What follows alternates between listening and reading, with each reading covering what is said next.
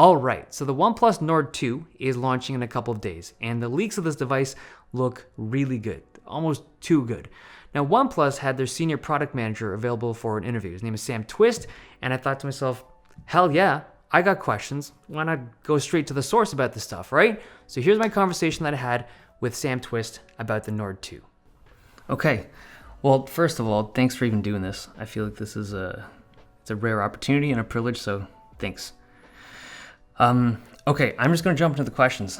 Let's get into the rip, okay? All right, so I understand this is all done before your announcement, this conversation we're having, so obviously some of it you got to hold back, but I'd like to pry as deep as I can.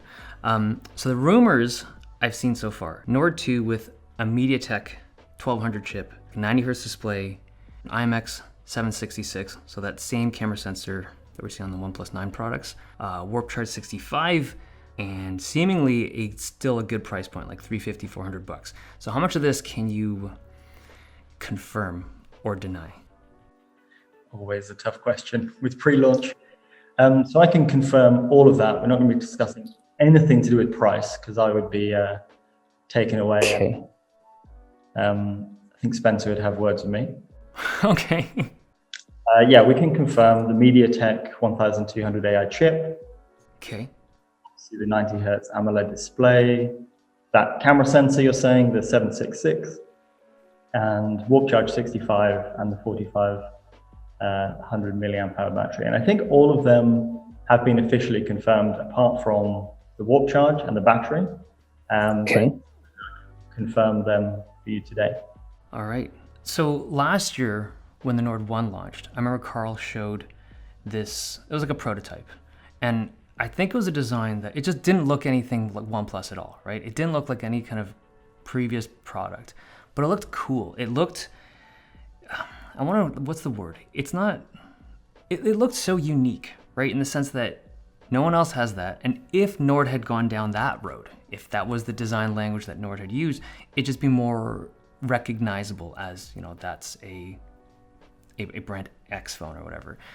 And when I look at even the OnePlus 9 phones and the new Nord 2 photos, it feels so much more generic. And not to rip on the image of what you guys are going for, right? It just looks like you guys have the capability of making something super unique and super cool, but it feels like this is a more safer choice. And is there like is that what it is, like a safety pick? Yeah, sure. I'm guessing you're one with like the three rings. Yeah. Or it was like squares too. Yeah. But it is cool. I'm sure that's hiding away in a drawer somewhere with hundreds of other prototypes. It's not the weirdest or the most wonderful one I've seen either. There's plenty more that won't reach your eyelids. But yeah, I think so for one, obviously there's that kind of design language. There's design, because we're not a massive brand, right? When you show a OnePlus phone to people, often you're going to get, it's going to go one or two ways. It's going to be like, maybe I don't know them, or oh my God, I love them, is kind of my personal experience. But we've got to try hard to create a kind of brand identity. And I think that's kind of coming out in our products. Maybe it's not as unique and we're kind of sharing something which is striking and stands out for reasons that just because it's completely different. But we are there just trying to create this kind of hierarchy in our products and that kind of design language and DNA that really make a brand a brand. So I think from the industrial design team, that's probably their thinking. And I think it comes up a little bit in the colors as well, to differentiate the two lines. The first Nord, very blue, right? It's a bright blue color. I find, and this isn't just with OnePlus, it's like a lot of brands do this, they'll put, like their flagship products have like more muted colors, like kind of like grays and just like darker, flatter tones. And then their mid-tier or budget lines, like they're crazy. They're bright, they're colorful. And like the really cheap brands, they do like these really eye-catching textures and patterns on them. In my brain, and this is why I'd love to hear your thing, it's like, wouldn't you want the reverse of that? If you're gonna have a flagship product, wouldn't you want it to be recognizable and flashy, but right? So let's hear, what are the thoughts on what What are your thoughts on how to color things? I've run a number of color studies across Europe and North America, and I mean, color is just so subjective. Impossible almost to create something that everybody is really going to connect with. In a cheaper line like Nord, then to be honest, you've got to create something which is gender neutral, that's not appealing to one half of the world, it's appealing to everybody. And the aesthetics at that kind of lower end price point, they are a little bit bolder. But yeah, if you look at the original Nord, for instance, that blue marble, you'll be super disappointed to hear, Dave, that it wasn't in homage to you. It was actually more of an experiment that went right. Users loved it, the community loved it.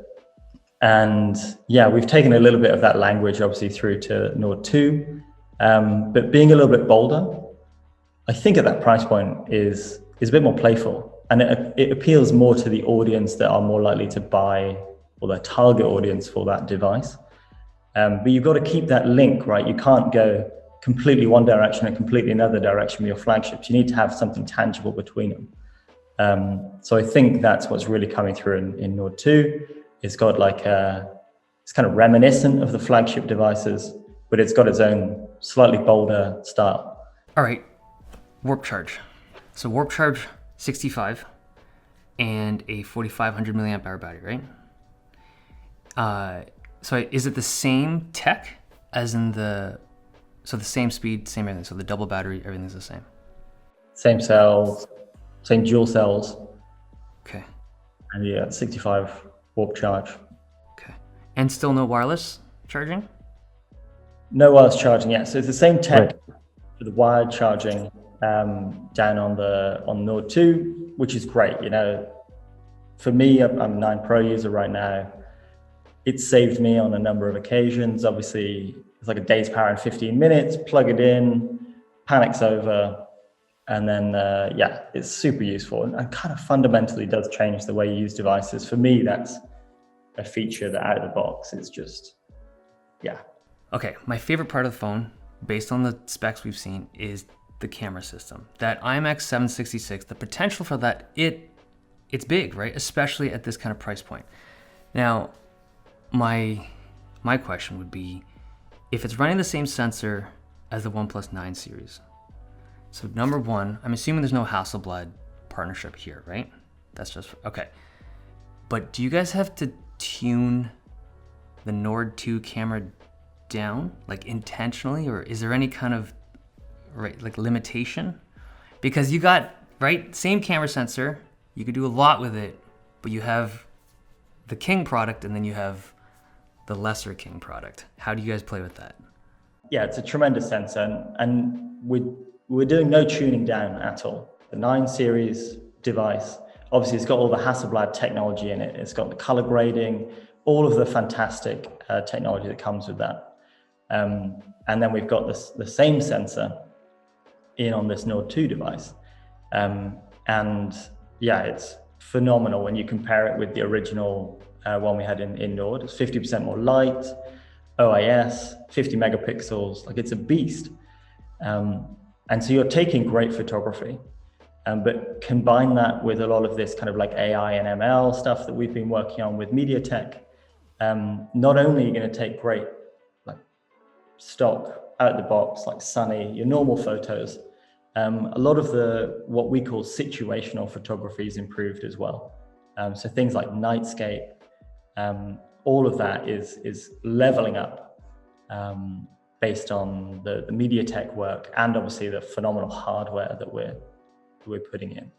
And I guess going back to, are we here like worried about stepping on or like flying a little bit too close to the flagship? So I think like in the product division and in this industry, you are going to be disrupted.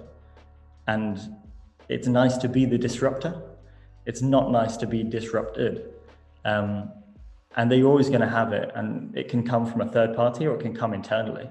And it's nicer that we're the ones pushing. We're the ones pushing upwards, kind of challenging ourselves. And I think we've kind of done that with the Nord 2 device. But yeah, it's nice to look around the office and know that the toes you're stepping on are in the office or are looking around a Zoom call. Okay, I'm looking forward to it. Good luck with the launch. Yeah, I'm looking forward to review this thing. It looks good.